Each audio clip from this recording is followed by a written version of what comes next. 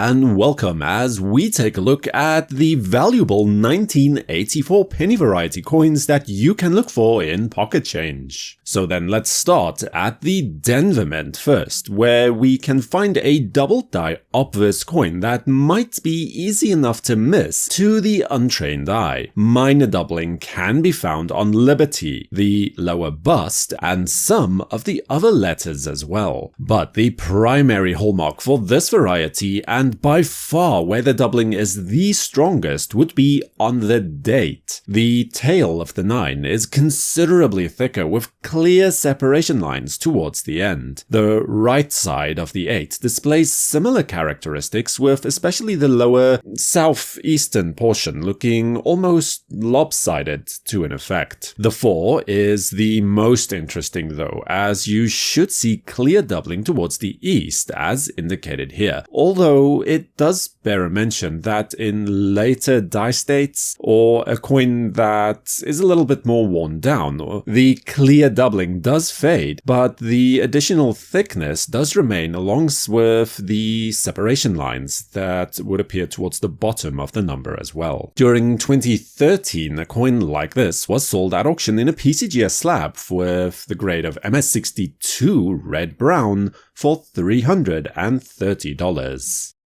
Then we head over to the Philadelphia Mint for another double die obverse coin that in some ways can be quite similar to the previous example. The date is again the main focus for this coin, with the tail of the 9 being doubled quite strongly. The 8 again looks similar, but the 4 is doubled in a slightly different manner, expressing the distorted hub doubling of this coin far more clearly. There's also much more doubling towards the rim of the coin on the letters of "In God We Trust." This can be best seen on the letters that have a flat top, like the R, the T or the S of trust, or the E of we. The letters of Liberty are all also doubled in a westerly direction, with the sides that are facing the rim of the coin, in other words, being thicker than they should be in a normal fashion, with the last letters of E,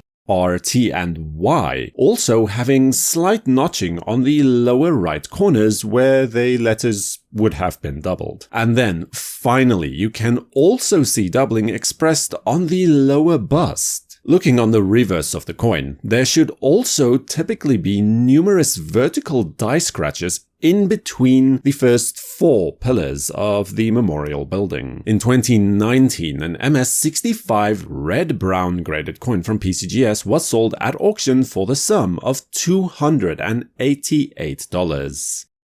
And then we have the main double die obverse variety from 1984, simply known as the double ear variety as well, and a fascinating example of class 4 or offset hub doubling this is as well. As you can deduce by the name itself, the key area of interest for this particular variety coin is Lincoln's ear. Practically the entire ear is doubled well towards the south of the final placement. The effect is really quite unmistakable. In addition to this, Lincoln's neck is another area to pay attention to, as there is quite severe doubling on the beard as well, giving him the effect of having a double chin of sorts. Then you can shift your attention to below the bust, just underneath Lincoln's lapel. There should be a small die break just on the underside of the bust and in between the rim of the coin. An extremely popular variety that is also listed in the Red Book for a more mainstream appeal, making one quite easy to sell